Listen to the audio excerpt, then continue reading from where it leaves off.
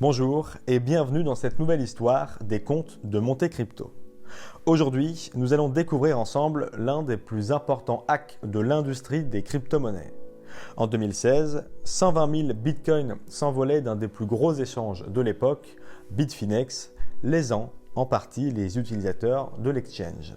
À la tête d'un butin passé de 70 millions de dollars à plus de 4 milliards de dollars au fil des années, les pirates présumés ont été arrêtés par les autorités fédérales américaines il y a quelques semaines.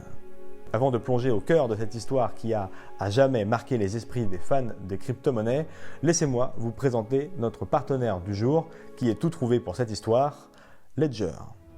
Vous connaissez sûrement tous les fameuses clés Ledger, mais peut-être moins sa cellule sécurité baptisée le Donjon. La cellule Donjon de Ledger est une équipe de gentils hackers baptisés White Hat dans le milieu qui s'active chaque jour pour garantir la sécurité de nos clés.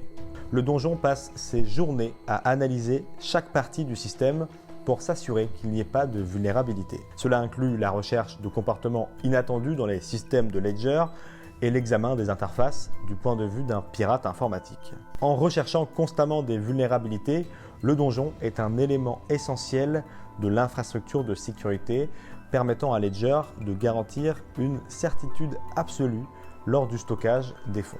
Et il est certain que si les utilisateurs de Bitfinex avaient retiré leur Bitcoin sur leur clé Ledger à l'époque, ils n'auraient pas eu la mauvaise surprise de voir leur wallet sur l'échange amputé d'un tiers après l'attaque. L'équipe de Ledger a d'ailleurs tourné une série autour de l'équipe essentielle au fonctionnement de nos clés que je vous mets en fiche et en description.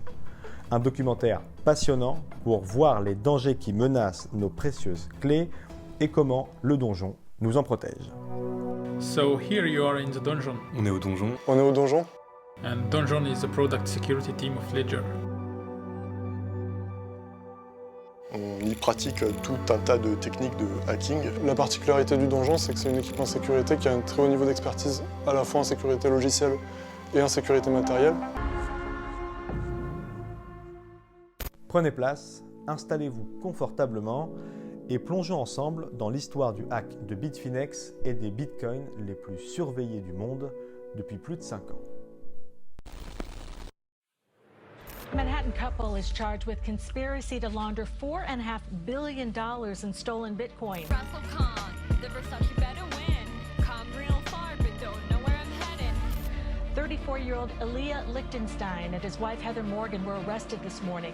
Federal investigators say the couple tried to launder funds that were stolen.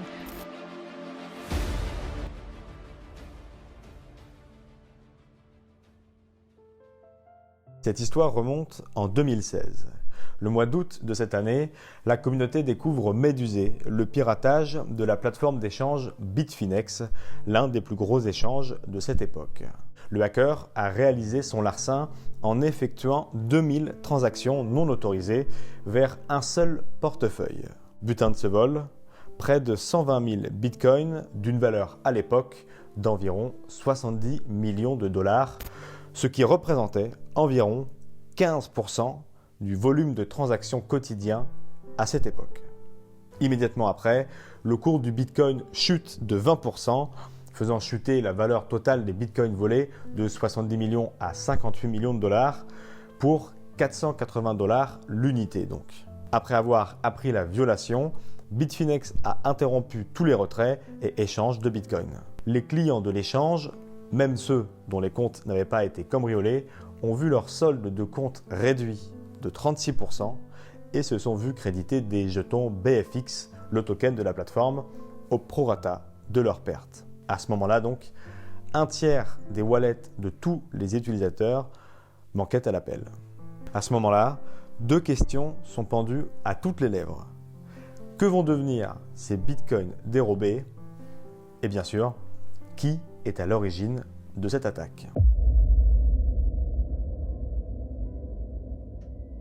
Désormais en possession de 120 000 bitcoins, on pourrait naïvement croire que le hacker possède maintenant une coquette somme qui lui permet de couler quelques jours heureux. Cependant, ça ne sera pas aussi simple pour lui de profiter du fruit de son escroquerie. En effet, l'adresse qui a reçu ces bitcoins frauduleux est maintenant surveillée par les autorités et les tokens Les bitcoins donc sont blacklistés purement et simplement de tous les échanges centralisés. On rappelle cette fameuse phrase, Bitcoin n'est pas anonyme, mais pseudonyme. Si on ignore à ce moment-là l'identité du ou des hackers, on peut aisément savoir où se trouve le butin et sur quelle adresse sont répartis ces bitcoins.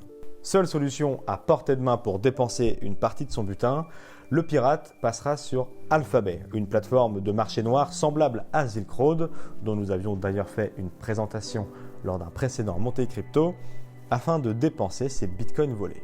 Sur cette plateforme, il investira environ 300 bitcoins pour s'offrir des services de cash out, un service où le client reçoit une somme d'argent en liquide via une cachette qu'il devra trouver à l'aide de données GPS en échange de crypto-monnaies.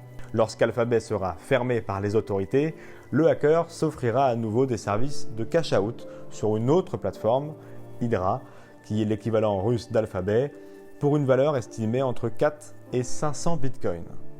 Il utilisera également des Join Wallets sur Join Market, un service permettant de créer des wallets communs avec d'autres utilisateurs afin de mélanger les bitcoins pour tenter d'en masquer la trace. Voyant la somme astronomique de bitcoins toujours dormir sur son portefeuille, il avait pour rappel volé 120 000 bitcoins en 2016 et il n'en a dépensé que 1500 au fil des mois, il accélère la cadence très récemment en 2021 où il va transférer 800 millions de dollars de bitcoin sur Wasabi Wallet, un autre mélangeur de bitcoin. À ce moment-là, avec l'envolée du prix du bitcoin, son butin s'élève à plus de 4 milliards de dollars américains. Là aussi, c'est une somme astronomique et on l'a dit, ces pièces sont bien sûr particulièrement surveillées, ce qui fait dire à certains que ces bitcoins sont presque imblanchissables. Un analyste bien connu de l'écosystème s'est même risqué à dire « Les bitcoins issus du hack de Bitfinex en 2016 figurent parmi les fonds les plus pistés et blacklistés au monde. Aucun échange ne les acceptera, ils ne peuvent jamais vraiment être échangés contre du fiat, des dollars ou des euros donc. Ils peuvent purement et simplement geler les fonds en provenance de ces adresses et ainsi empêcher la vente contre d'autres crypto-monnaies. On l'avait abordé dans un podcast avec Chain Analysis, qui est une société spécialisée dans le traçage de ces bitcoins. Les bitcoins sont justement scorés. Et si la majorité des plateformes liquides bloquent ces bitcoins, il aurait été d'autant plus facile de remonter aux hackers grâce au fameux KYC, puisque la majorité des plateformes demandent aujourd'hui l'identité des clients au moment de l'ouverture des comptes pour justement lutter contre le blanchiment d'argent. Alors cette solution pour vendre des bitcoins semble particulièrement impossible. Pour écouler ces bitcoins, donc, il passe à la vitesse supérieure et utilise une peel chain, une technique utilisée pour transférer une grande quantité de crypto-monnaies qui consiste à multiplier les petites transactions jusqu'à ce que les actifs rejoignent les portefeuilles ciblés. Sur le butin initial, les bitcoins transférés représentent une vingtaine de % et à ce moment-là, environ 4% de la somme totale qui a été piratée est blanchie. Une partie importante, mais très loin de la somme globale. D'autant qu'en piratant Bitfinex quelques années auparavant, le hacker pensait avoir effectué la partie la plus compliquée. Que devient alors le reste de la somme qui n'a toujours pas été blanchie aujourd'hui ?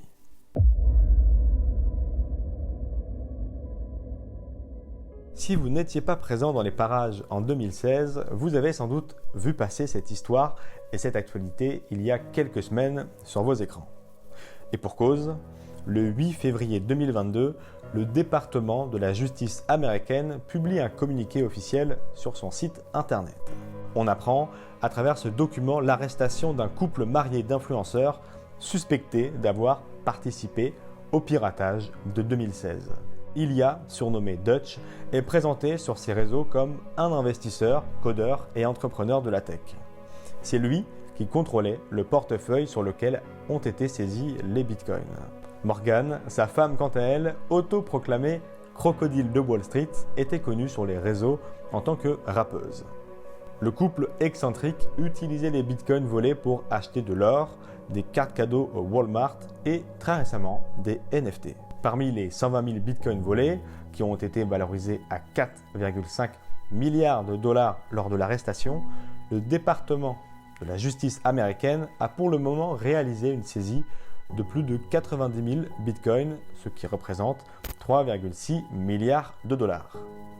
Une saisie unique record pour le département de la justice. Le couple surnommé les Bonnie and Clyde des années 2000 est aujourd'hui en attente de jugement pour recel et complot de blanchiment de bitcoin volés et tentative de fraude du fisc des États-Unis et en cours jusqu'à 25 ans de prison. La montée du prix du bitcoin a donc alimenté le appât du gain, un appétit qui les aura menés à leur perte. Voilà donc pour ce nouvel épisode des contes de Monte Crypto. J'espère qu'il vous aura plu. N'hésitez pas à nous faire vos retours en commentaire et à nous suggérer d'autres thématiques que vous aimeriez voir sur ce format. Merci à Ledger, notre sponsor sur cet épisode. Je vous mets en description le site de Ledger et le reportage et le trailer du donjon, donc la cellule sécurité de Ledger. Et quant à vous, restez curieux et connectez au site de cryptost.fr pour être à l'affût de toutes les dernières news crypto.